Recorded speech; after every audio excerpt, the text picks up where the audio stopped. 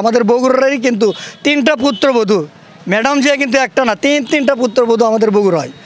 আমরা তাদের কাছে বগুড়াবাসী একটা আমাদের আবদার, আমরা বগুড়াবাসী কোনো দিক দিয়ে যেন সারা বাংলাদেশের কোনো দিক দিয়ে যেন পিছিয়ে না থাকি।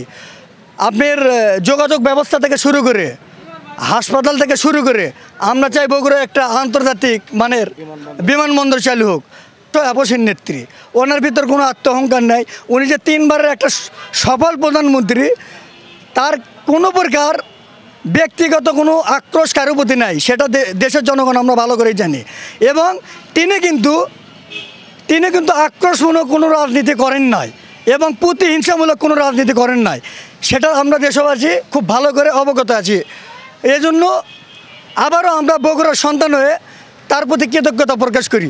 আমরা চাই তিনি একজন আপসীন নেত্রী এবং ভবিষ্যতে ইনশাআল্লাহ তিনি প্রতিহিংসামূলক রাজনীতি করেও দেশবাসীকে সুন্দর একটা সরকার পুরস্কার দেবে আর কি।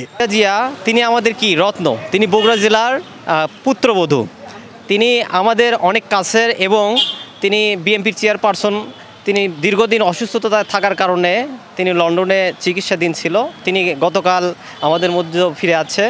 আমরা দেখেছি লক্ষ লক্ষ মানুষের ঢল, আর আইন শৃঙ্খলা বাহিনী, বিভিন্ন প্রশাসনিক সেনাবাহিনী, র্যাব, পুলিশ, বিভিন্ন বাহিনীরা তাকে সেভ করে তার বাসভবনে তাকে নিয়ে আসে।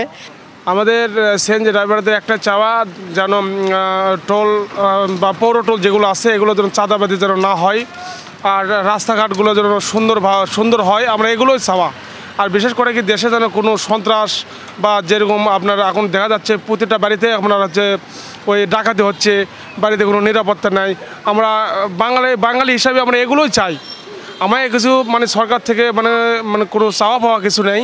আমার চাওয়া পাওয়া একটাই যে আমরা দেশ সন্ত্রাস মুক্ত করতে চাই আর রাস্তাঘাটগুলো যেন ভালো হয়। তো ওনাকে আমরা সবসময় মানে ভালো চাই এবং সে ভালো থাক, সুস্থ থাক, এবং এই আশা ব্যক্ত করে আমার বক্তব্য শেষ করছি। সবাই ভালো থাকে। অবশ্যই আমার চাওয়া আছে যে উনি আমাদের দেশনেত্রী বেগম খালেদা জিয়া আবার আমাদের দেশে ফিরে আসুক এবং আমাদের সরকার গঠন করুক।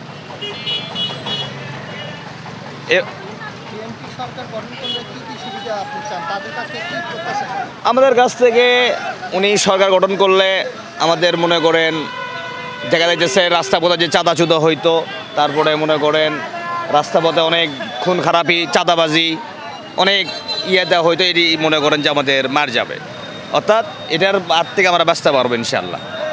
কিন্তু ওনাকে আমরা সরকার হিসেবে দেখতেও চাই এবং সরকার হয়ে উনি চলে আসুক, এটাই আমাদের চাওয়া। আর কি